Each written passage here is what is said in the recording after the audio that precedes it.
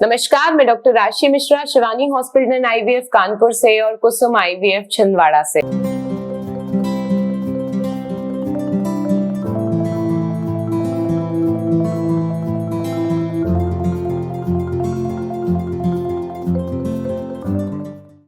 Women health centric videos को आगे बढ़ाते हुए आज हम जिस बारे में बात करने वाले हैं बहुत ही एसेंशियल टॉपिक है और इंडियन फीमेल्स के लिए तो बहुत ही इंपॉर्टेंट है।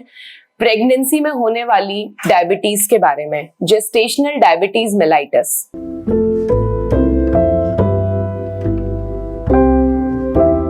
सबसे पहले हम जानेंगे कि ये होता क्या है। जेस्टेशनल डायबिटीज मेलाइटस ऐसी गर्भावस्था की कंडीशन है जिसमें पेशेंट को शुगर आती है, जो कि प्रेग्नेंट होने के पहले जिनकी शुगर नॉर्मल थी, जिन्हें कोई डायबिटीज की हिस्ट्री नहीं थी, शुगर नहीं थी, और ड्यूरिंग प्रेगनेंसी फर्स्ट पहली तिमाही क्रॉस करने के बाद में शुगर दिखना शुरू होती है।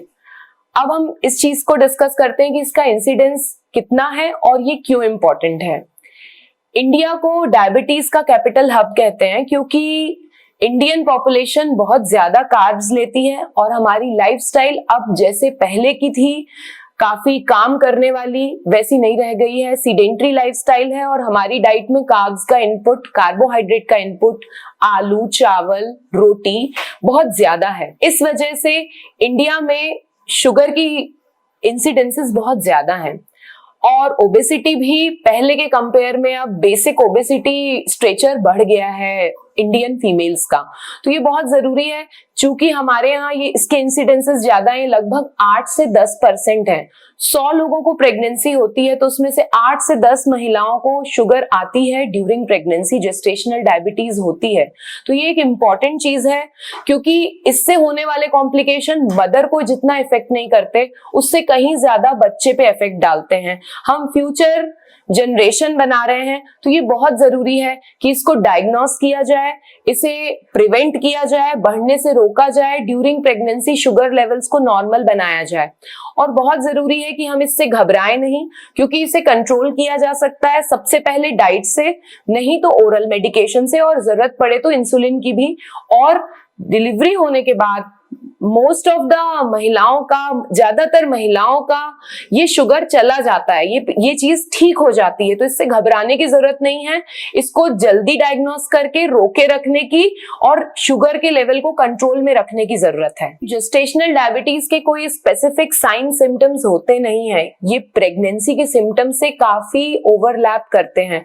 तो डायग्नोसिस साइन सिम्टम्स के बेसिस पे कि ऐसा लग रहा है इसलिए शुगर होगी, ये कह पाना बहुत मुश्किल है। प्रेगनेंसी में आने वाली डायबिटीज के सिम्टम्स में होता है एक्सेस वेट गेन, बार बार यूरिन लगना, वेजाइनल इन्फेक्शन होना, यूरिन इन्फेक्शन होना, एक्सेसिव वेट गेन होना, बार बार यूरिन जाने के साथ में बहुत ज्यादा प्यास लगना और बहुत ज्यादा मीठा खाने की क्रेविंग होना। देखिए, ये सारे ही सिम्टम्स नॉर्मली भी गर्भावस्था में पेशेंट को मिल सकते हैं। तो इन सिम्टम के बिहाफ में हम ये नहीं बोल सकते हैं कि इस पेशेंट को शुगर आ रही है। ये चीज तो एक नॉर्मल पेशेंट को भी ड्यूरिंग प्रेगनेंसी हो सकती है। तो इम्पॉर्टेंट बात ये है, चूंकि हम इंडियंस एक हाई रिस्क कैटेगरी हैं डायबिटिक के लिए, तो जरूरी है कि हर गर्भावस्था की महिला को, इंडियन महिला की स्क्रीनिंग की जाए। उसको शुगर का, कि उसे शुगर हो सकता है, उसके हिसाब से स्क्रीन किया जाए। तो इसके अलग अलग चरण बनाए गए हैं कि ये स्क्रीनिंग कब होना चाहिए। यदि कोई हाई रिस्क फैक्टर नहीं है तो हर एक लेडी की 24 से 26 हफ्ते के बीच में, मतलब 5वां महीना खत्म होने के आसपास, ये शुगर टेस्ट 75 ग्राम शुगर लेके, शुगर की टेस्टिंग जिसे ग्लूकोज टॉलरेंस टेस्ट कहते हैं, सबका होना चाहिए।